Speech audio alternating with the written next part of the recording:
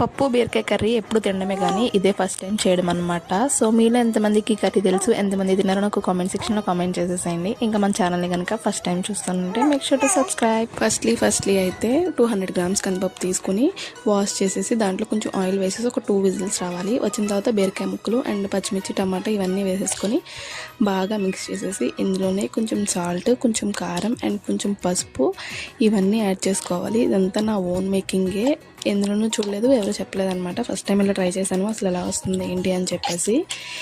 ఇంకా సాల్ట్ ఇవన్నీ వేసేసాక కొంచెం వాటర్ వేసేసి మళ్ళీ కుక్కర్ విజిల్ అయితే పెట్టేసేయాలి. ఒక 4 or 5 విజిల్స్ వచ్చేదాకా ఉంచుకోవాలన్నమాట. వచ్చిన తర్వాత తీసేసి పచ్చిమిరపకాయలు ఉంటాయి కదా, అవి పక్కకు తీసేసి బాగా రుబ్బేసుకోవాలి. రుబ్బు కర్ర ఉంటుంది కదా దాంతో.